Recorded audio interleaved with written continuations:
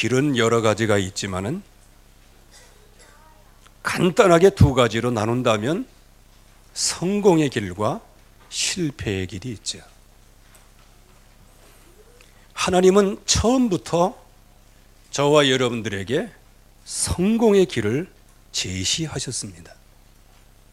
하나님의 형상대로 우리를 창조하셨고요. 또 우리에게 복을 주셔서 정복하고 다스리라고 말씀해 주셨습니다. 이제 여기에서 하나님은 우리에게 말씀을 주신 겁니다. 선악을 알게 하는 나무의 열매는 먹지 말라. 그거를 먹는 날에는 정령 죽으리라. 여기에 성공의 길과 실패의 길을 동시에 말씀하셨습니다. 이 말씀을 기억하고 말씀만 따라가면 반드시 내가 내게 준 그 사명과 그 응답을 누리게 될 것이고, 네가 만약에 실패의 길로 가서 네가 정령 죽게 될 것인데, 그러면 아무것도 할 수 없는 그런 현장 속에 있게 되어진다는 겁니다. 그래서 하나님이 우리에게 주시는 이 약속의 말씀을 잘 붙잡아야 됩니다. 여러분들은 성공의 길을 원하십니까? 실패의 길을 원하십니까? 우리는 원래 성공의 길을 가도록 지어진 존재이고요. 그 사명이 우리에게 주어진 것입니다.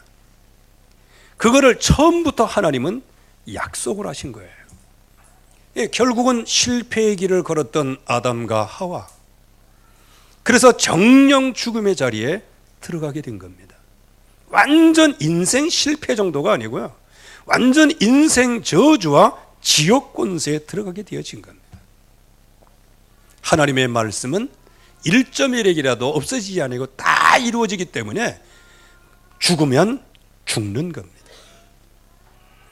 그래서 그 후에 어떤 실패의 길을 걷습니까? 영적인 문제가 왔어요. 완전히 사단에게 잡힌 인생으로 인생을 살아가게 되는 거예요.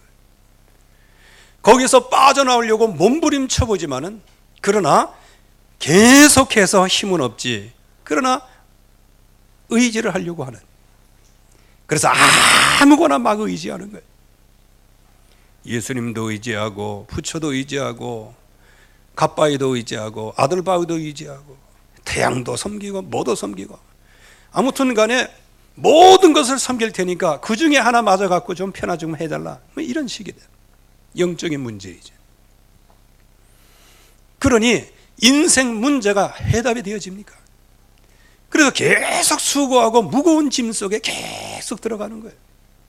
똑똑하면 똑똑할수록 생각이 많기 때문에 완전히 머리가 쥐가 날 만큼 인생이 고통스러운 거예요. 그래서 찾다 보니 육신적인 평안함을 찾는데, 이 육신적인 평안함이 옵니까?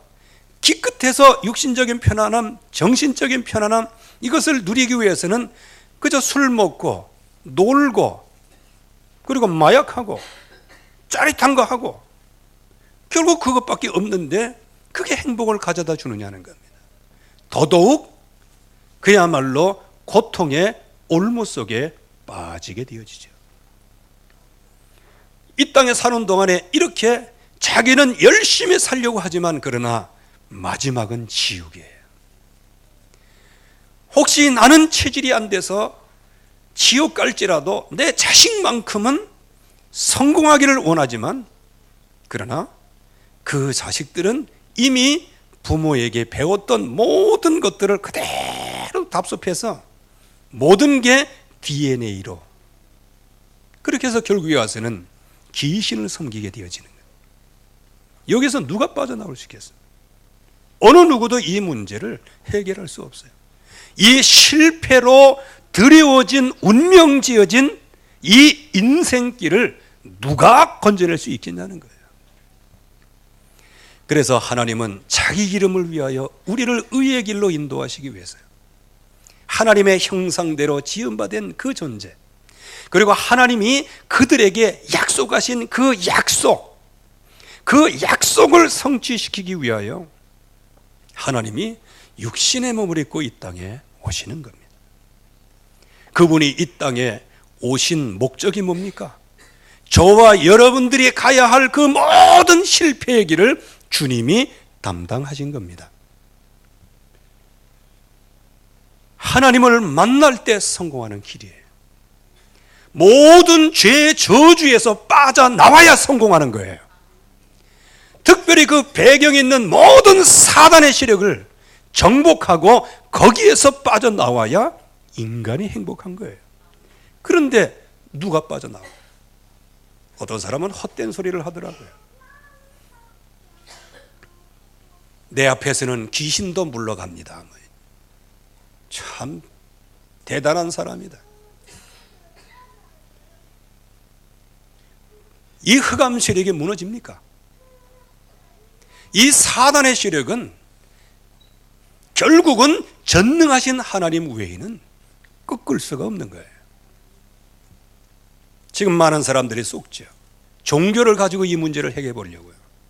철학 사상을 갖고 이 문제를 해결해 보려고요.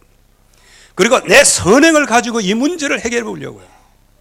그러나 아무리 해도 이 문제에 대한 답은 없는 거예요. 그래서 하나님이 육신에 묻고 이 땅에 오시고요.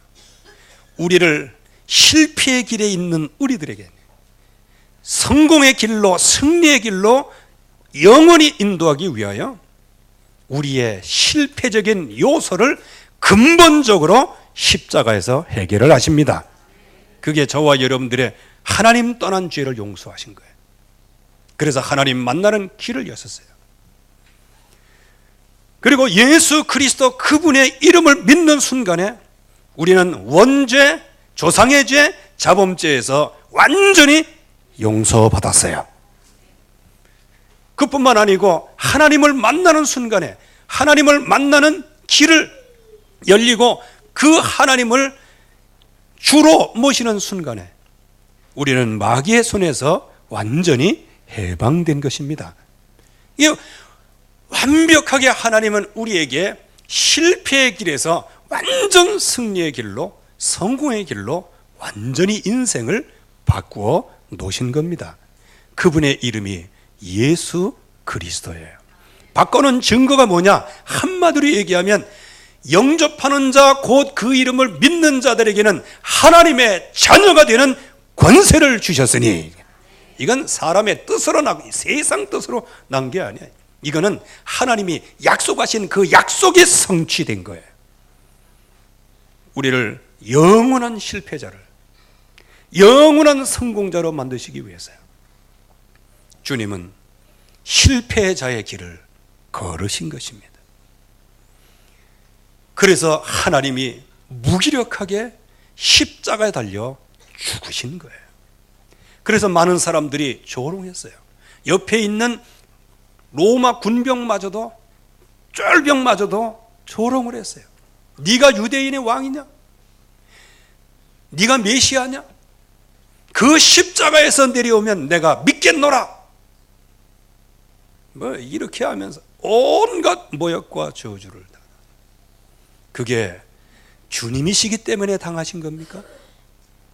저와 여러분들이 당할 그것을 대신 당하신 거예요. 그런 십자가를 지시고 올라가는 그 주님의 모습을 보고 예루살렘의 딸들은 뭐라고 얘기했어요? 오, 주님 얼마나 아프실까? 그 십자가의 고통 얼마나 아프실까? 난 가시에 찔려도 굉장히 아픈데 주님 너무 아프시고. 그때 주님이 너무너무 마음이 한탄스러웠어요. 왜? 주님을 믿기는 믿는데 주님의 십자가에 고통당하는 주님의 그 모습을 보고 감동을 받는 거예요.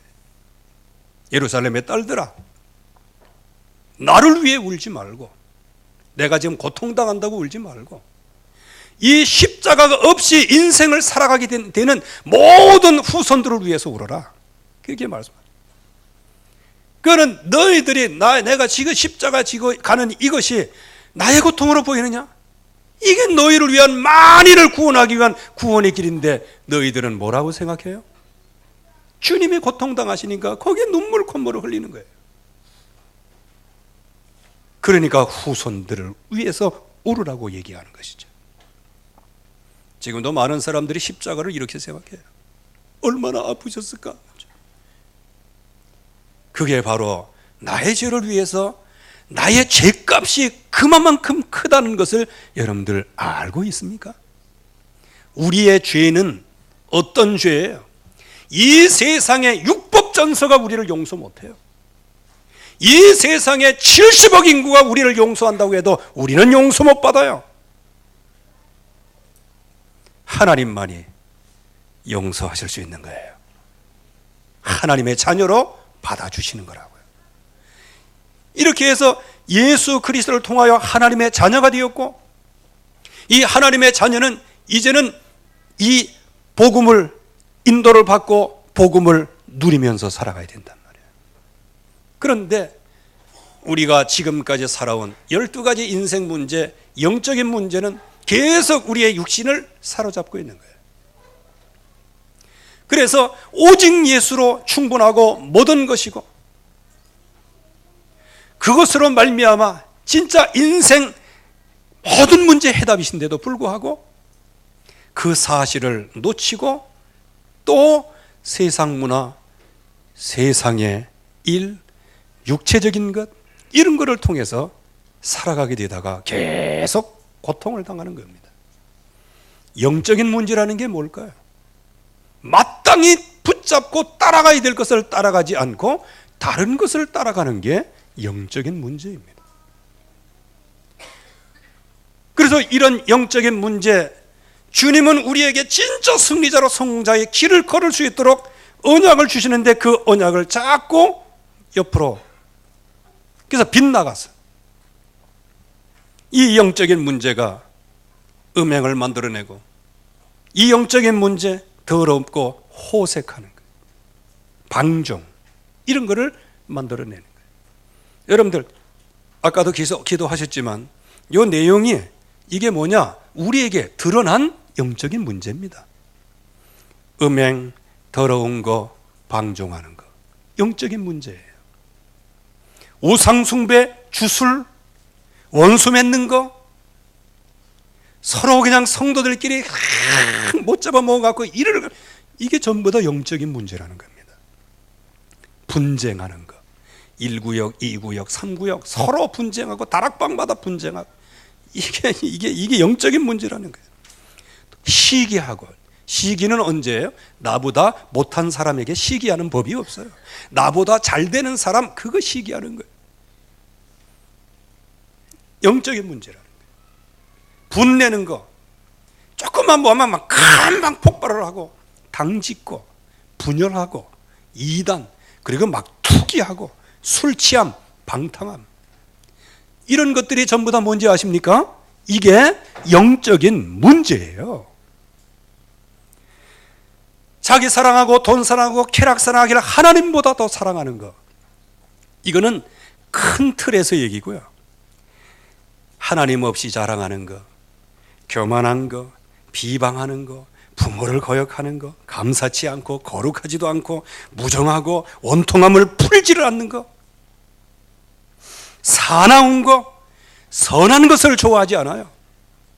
배신하고 조급하고 자만하고, 경건의 모양은 있지만 경건의 능력을 부인하는 거예요. 기도, 좋은 거야. 기도합시다. 시간 없어요. 왜 그럴까요? 기도하면 응답받는 줄 알지만 한 번도 경험이 없기 때문에 그 기도를 하면 좋은 거지만 어떻게 하겠어? 하면서 능력을 부인하는 거예요. 말씀을 듣고 있지만 말씀의 능력을 부인하고, 기도는 하고 있는데 기도의 능력을 부인하고요.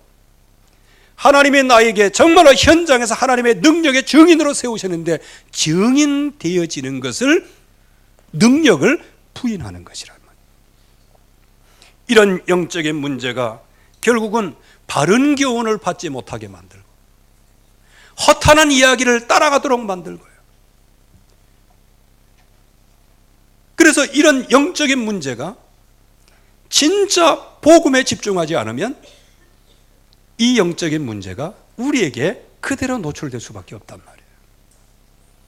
다윗이 바로 이 영적인 문제, 순간적으로 스치는 분노, 순간적으로 이게 들려지게 되어지는 그런 여러 가지 막 싸나운 것, 여러 가지 막 조급한 것, 거기에다가 다윗이 어디로 가든지 이기게 하시니라 영적인 자만, 이런 게 한 번에 들어오게 되어지는 거예요. 그래서 이 다윗의 영적인 문제가 암몬 왕 한온과의 관계에서 폭발을 해버린 거예요. 안 해도 되는 전쟁을 하게 되어지는 거예요. 그야말로 암몬과의 싸움은 이거는 조족지혈이에요. 이건 싸울 가치도 없는 거예요. 또 싸워서도 안 되고요. 그런데 그거를 겨울 지나기까지 계속 그거를 생각하고 있다가 나중에 왕들이 출전할 때 다윗도 마땅히 나가임에도 불구하고 왜 자기가 안 나갔어요? 뭐 싸움의 대상이 아니니까. 그렇게 하다가 영적인 문제 얻어 걸린 거예요. 바세바를 취하는 사건이 일어나게 됩니다. 그게 바로 하나님 앞에 하나님을 완전히 떠나게 된 거예요. 그래서 성경에서는 몇 가지를 얘기해요. 뭐라고 말씀하시느냐 하면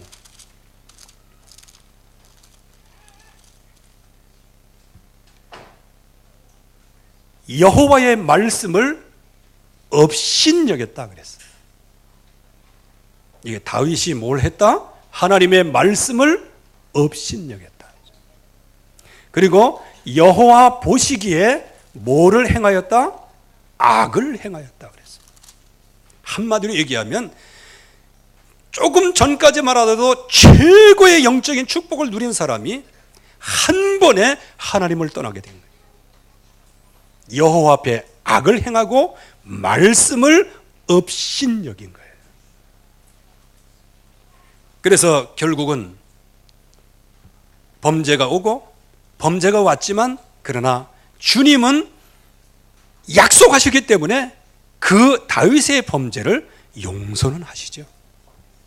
그런데 이 하나님은 용서하시고 다윗은 이런 영적인 문제를 실수하고 있을 때 하나님은 정말로 그 주님의 십자가 언약의 피로 용서는 하셨는데 거기에는 몇 가지 결과가 찾아왔어요. 영적인 문제로 잃어버린 게 있단 말이에요. 첫째, 충성된 자를 잃어버렸어요. 충성된 자를 죽여버렸어요. 그 사람이 누굽니까? 우리야 장군. 우리야의 이름은 여호와는 빛이시다는 뜻이에요. 얼마나 그 가정 배경이 믿음의 배경이겠습니까? 사무엘하 23장 39절 말씀에는 다윗의 37용사 중에 한 사람이에요. 아주 진짜 충직한 군인이에요. 다윗이 자기의 범죄를 가리려고 그를 전장에서 불러서 이제 집에 가서 부인하고 밥 먹으면서 쉬라고 이렇게 할 때 언약궤와 하나님의 백성은 야영 중에 있는데 내가 어찌 먹고 마시겠습니까? 야, 진짜 이런 충직한 군인이에요. 그리고 내가 내 장군이 있는데 요압 장군도 있고 또 왕의 부하들이 거기에서 또 내 부하들이 그 바깥들 진지에서 지금 전쟁 중에 있는데 내가 어찌 집에 들어가 편히 쉬겠냐 하면서 노숙을 했다니까요. 내가 어찌 편히 누워 자리이까 하면서 다윗 왕에게까지 뭘 했어요? 맹세까지 했어요. 맹세. 야, 진짜 이런 충성된 사람이에요. 그런데 이 충성된 사람을 어떻게 합니까? 우리아를 맹렬한 싸움에 앞세워두고 너희는 뒤로 물러가서 그로 맞아 죽게 하라. 여러분들의 영적인 문제가요, 혹시 여러분들 충성된 자를 죽이지는 않습니까?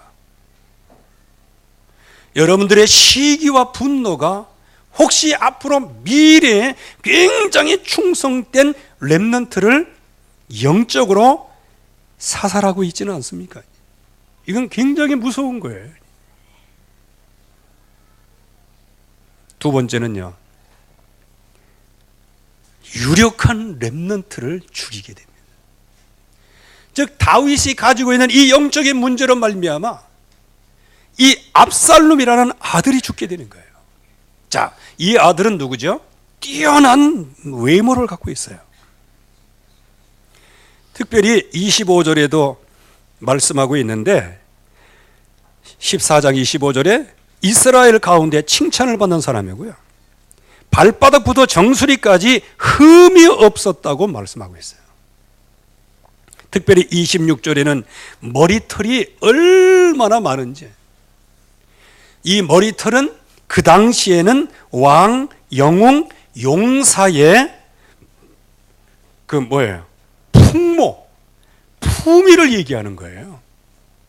즉 완전히 왕적인 품위를 갖고 있는 사람이다. 적어도 외모적으로는 말이에요. 그러니 다윗이 이 아들이 자기를 막 모욕하고 막 그럴 때에도 하는 거 보세요. 사무엘하 13장 37절 말씀입니다. 도망간 아들, 즉 다윗의 아들이요, 압살롬이 자기 형을 죽였잖아요. 그리고 도망가는데 도망간 아들을 그것을 정말 너무 가슴 아파하고 그를 슬퍼했어요. 압살롬이 도망간 것에 대해서. 이런 사랑을 받았던 사람이에요. 14장 1절 말씀에 보면 왕의 마음이 압살롬에게 가 있다. 이런 정도로 굉장히 사랑한 아들이에요. 이게 이제 다 하나님의 계획 속에서 이루어진 거겠지만은,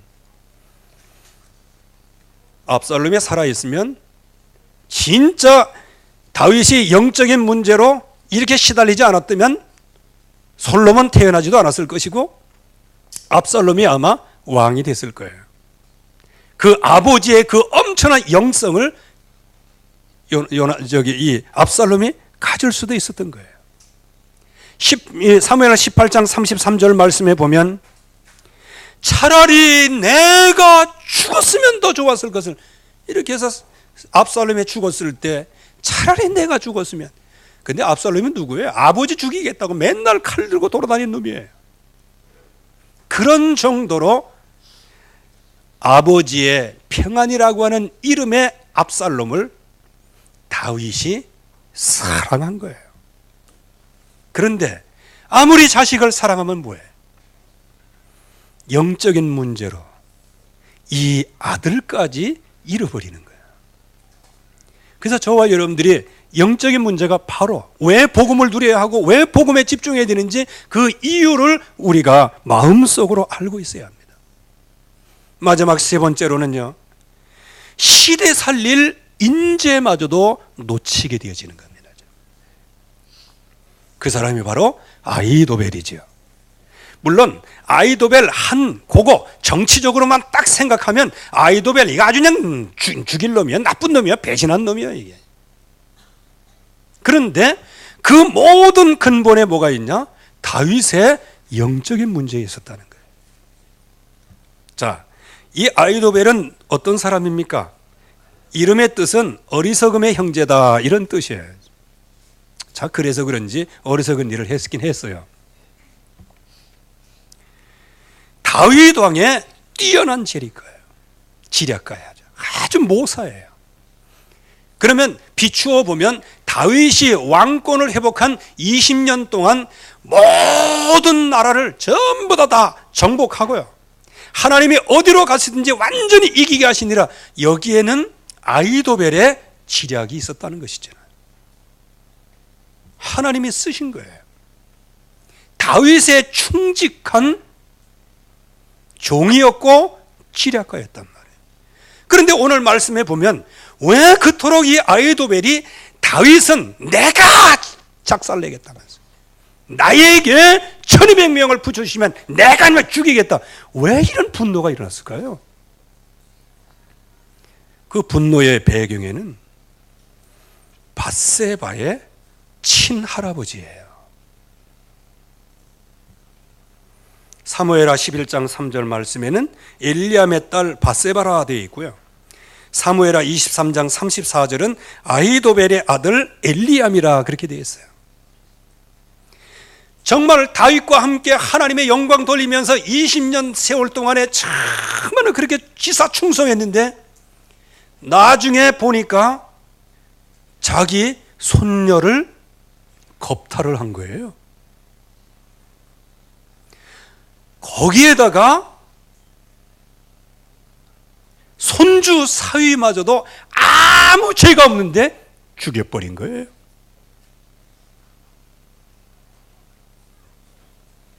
참.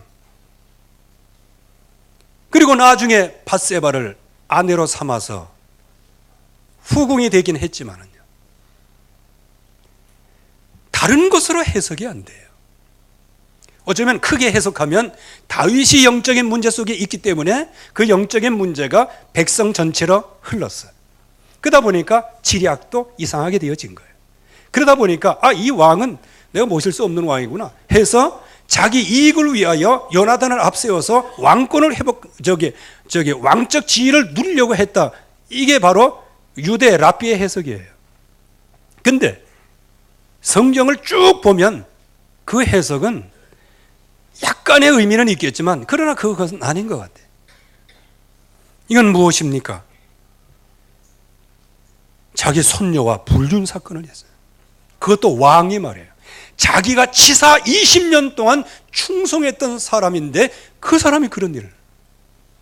또 우리는 또 이 아히도벨을 보면서 이거 믿음 없는 사람, 그것도 넘어가야지. 그렇다면 참 조금 휴머니즘이 빠진 거 아니겠어요? 거기에다가 이 아히도벨의 가장 사랑했던, 여러분 우리야 장군이 이렇게 다윗한테 충실인 거 보면 할아버지한테 잘했겠어요? 못했겠어요? 평상시에 진짜 충성한 거죠. 결국에 가서는 이런 것들, 넘어설 수 없는 이런 12가지 인생 문제, 그걸로 말미암아 아히도벨이 여기에 사로잡혔다. 분노에 사로잡혔다.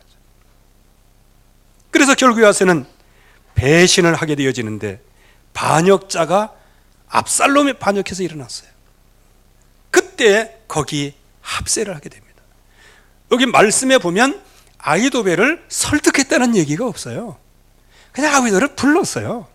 불렀더니 같이 다윗을 배신하게 된 거예요. 자, 그렇다면 뭔가 겉으로는 책사로 있었지만 밧세바 사건 이후에 이 다윗은 아히도벨은 뭔가 마음속에 분노가 있었던 거예요. 그러니까 아버지를 대신해서 막 치고 올라가겠다 이렇게 하는 압살롬에게 자연스럽게 영적으로 통하게 되겠죠. 그래서 반역하는 일이 커지게 되고 백성들이 많아지게 되어지고, 여기에다가 다윗을 죽이려는 모략을 세우는 거예요. 그래서 압살롬이 빼도 박도 못하는 루비콘 강을 건널 수 있도록, 돌아오지 못할 다리를 건너도록 제1전략이 뭐냐? 아버지께서 선왕이 남겨놓으신 후궁들, 그 후궁들을 전부 다 성폭행하십시오. 이건 진짜 극엄무다한 전략입니다. 특별히 레위기 20장 11절 말씀에는 누구든지 그의 아버지의 아내와 동침하는 자는 그 하체를 범한 자는 죽일지니라고 말씀하셨어요. 그런데 아히도벨의 이 계략을 보세요. 근데 원래 악한 사람이다 이렇게 본다고 하면 다윗 왕 아래 20년 동안 그 지략가로 어떻게 살았겠어요? 아무 문제 없이 살아왔잖아요. 그런데 밧세바 사건, 그 손녀 사건 이후에 이렇게 아히도벨이 돌변을 하게 되어집니다. 그래서 후궁들을 동침하는 전략을 쓰는데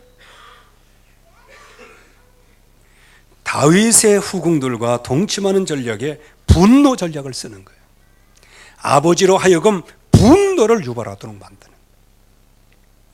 또 백성들이 압살롬을 미워하면 또 거기에 왕이 지 잘못해놓고 저렇게 했다고 하면서 이렇게 해서 백성들의 분노 전략을 쓰는.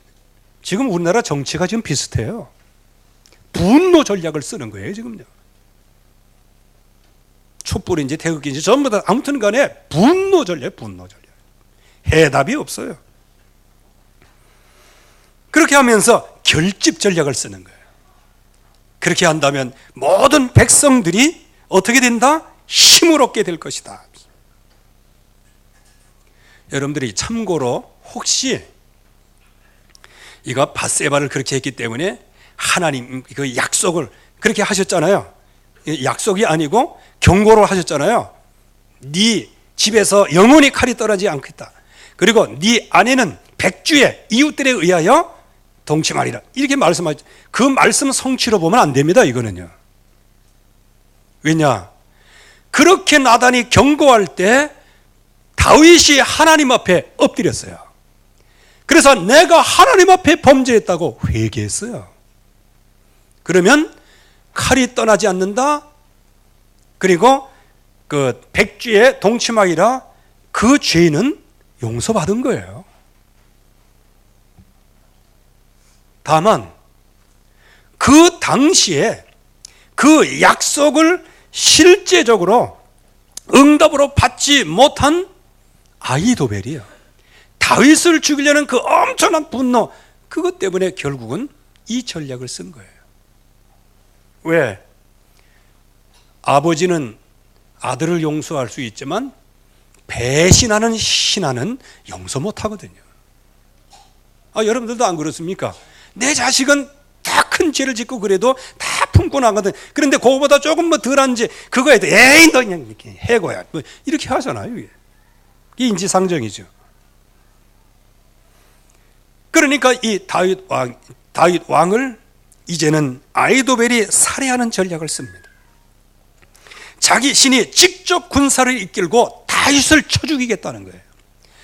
다윗을 쳐 죽이겠다고 그런 생각이 있었으면 밧세바 사건 이전에 다윗과 밀착 동행하면서 있을 때 그냥 찔러 죽이든지 하지 왜 지금 와서 이렇게 됐냐 이 말입니다. 다윗의 영적인 문제. 정예요원 만임 천명을 붙여달라. 이렇게 하면서 정예요원 그리고 오직 다윗왕만 몰래 가서 기습 전략으로 하겠다. 그리고 모든 백성들에게 다 제가 설득할 테니까 다 압살롬의 나라가로 돌아오게 될 것이다 하면서 호도 전략을 쓰게 됩니다. 그에 의해 어떻게 됐다? 내용은 지금 시간이 없어서 설명을 못하고요. 결국은 어떻게 됐냐? 이 아히도벨의 지난주에 생각해 본 대로 이 아히도벨의 저 모략을 어리석게 하옵소서. 다윗의 그 기도 한마디가 이 아히도벨의 지혜가 완전히 꺾이게 되어집니다. 그렇게 해서 이게 자기 뜻대로 되어지지 않는 것을 보고 집에 가가지고 모든 거 다 정리하고 자살로 끝나게 되는 거예요. 이 아히도벨만 잘못됐다고 볼 것은 아니에요. 모든 원인 제공은 다윗의 영적인 문제에서 시작이 된 거예요. 여러분들에게 있어서 친한 친구가 어느 날 갑자기 그냥 내가 미워하는 왼수가 돼버렸네. 이 교회에서도 그런 일이 많잖아요. 하나님의 일을 하기 위해서 같이 일하는 거예요. 그런데 하나님의 일을 위해서 같이 일을 하는데 두 사람이 의견이 안 맞아. 이렇게 해서 분리돼 가지고 하나님의 일도 없고 뭐도 없고 그냥 이게 뭐다? 영적인 문제로 온 충성된 자를 서로 죽이는 것이다라는 거예요. 유력한 후손들을 죽이게 되어지는 거예요. 그리고 한 시대에 정말 최고의 시대를 살릴 인재 죽이게 되어지는 것이란 말이에요. 자, 그렇다면 우리의 이 영적인 문제, 이거를 그냥 보고만 있고 이 영적인 문제 있다, 나는 어떻게 하겠냐, 포기하면서 운명재진 인생으로 우리는 살아갈 수는 없잖아요. 그러면 이 다윗의 이 영적인 문제를 보면서 저와 여러분들은 뭐를 붙잡아야 되겠습니까? 모든 문제는 아주 사소한 영적인 문제에서 시작된다는 것, 이거를 여러분들이 꼭 기억해야 하고요. 그래서 이 사소한 것의 실수를 막으려고 하면 사소한 데까지 하나님의 뜻을 물어봐야 되는 것이죠. 그것이 뭘까요? 집중이 필요한 이유예요.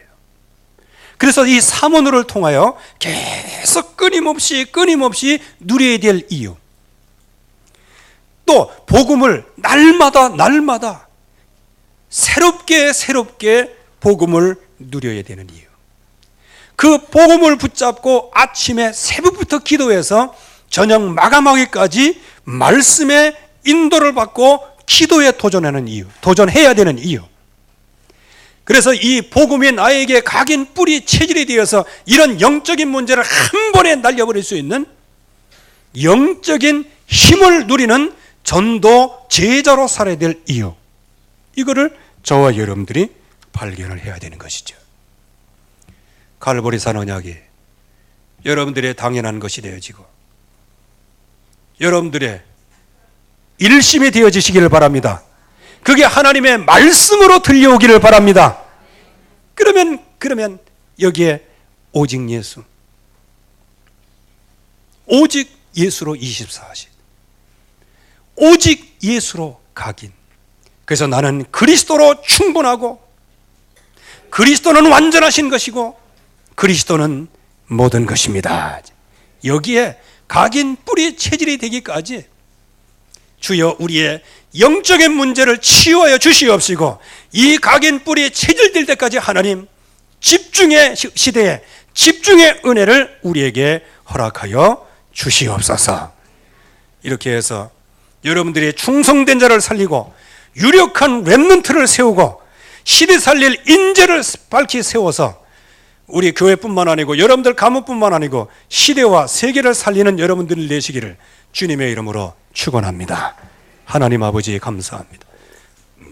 오늘도 주의 약속이 성취되어지는 자리에 서게 하여 주시옵소서.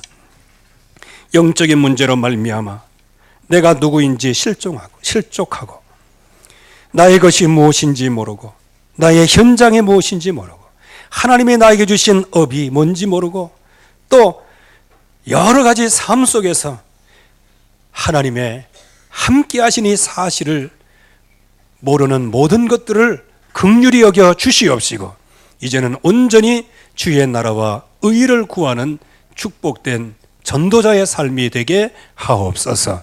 예수 그리스도의 이름으로 기도하옵나이다. 아멘.